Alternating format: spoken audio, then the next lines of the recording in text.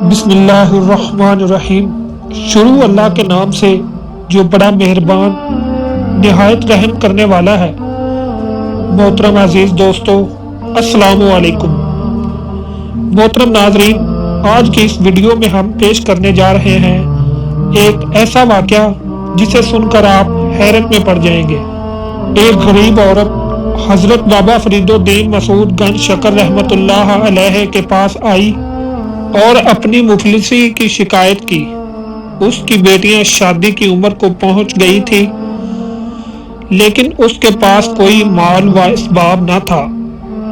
بابا جی نے اس کی بات سنی اور اس کے لیے دعا فرمائی، لیکن وہ عورت بابا جی سے کچھ لینے پر بضد رہی۔ بابا جی نے فرمایا، بی بی، سب خزانے تو اللہ کے ہیں، اس سے مانگو، میں تو خود اس کا ایک ادنا سا غلام ہوں۔ لیکن وہ عورت بولی، آپ اللہ کے نیک بندے ہیں، میں آپ کے در سے خالی نہیں جاؤں گی۔ آخر جب اس عورت کا اصرار حد سے بڑھ گیا تو بابا جی نے فرمایا، اچھا جاؤ اور کوئی مٹی کا ڈیلا تلاش کر کے لاؤ۔ وہ عورت مٹی کا ایک ڈیلا اٹھا لائی۔ بابا فرید رحمت اللہ علیہ نے 3 مرتبہ سورۃ اخلاص پڑھ کر مٹی پر دم کیا تو اللہ کی قدرت سے وہ مٹی سونا بن گئی۔ آپ رحمت اللہ علیہ نے وہ سونا اس عورت کے حوالے کرتے ہوئے فرمایا، لو بی بی، اس سے اپنے بچوں کی شادی کا بندوبست کرو۔ وہ عورت شکریہ ادا کرتی ہوئی چلی گئی، لیکن سونا بنانے کا نسخہ اس کے دماغ میں بیٹھ گیا۔ گھر جا کر اس نے مٹی کے کئی ڈیلے اکٹھے کیے، سارے گھر کو پاک صاف کیا اور خوشبو سے مہکا دیا۔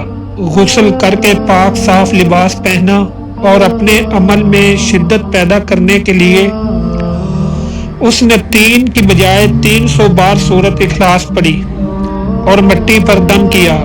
اس عورت کا خیال تھا کہ ان کی آن میں مٹی سونے میں بدل جائے گی، لیکن ایسا کچھ نہ ہوا۔ اس عورت پر جنون کی کیفیت سوار ہو گئی۔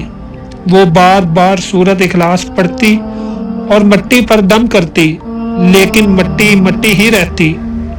وہ 3 دن تک سورۃ اخلاص پڑھتی رہی، لیکن سب بے سود رہا۔ آخر وہ مٹی اٹھا کر بابا فرید رحمت اللہ علیہ کی خدمت میں حاضر ہوئی اور شکوہ کرنے کے انداز میں بولی، آپ نے نہ وضو کیا، نہ غسل، نہ ہی خوشبو کا اہتمام کیا، بس 3 بار سورۃ اخلاص پڑھی اور مٹی سونا بن گئی۔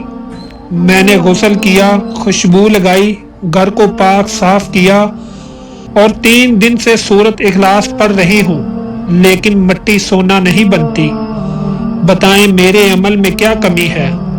بابا فرید رحمت اللہ علیہ کی آنکھیں نم ہو گئی۔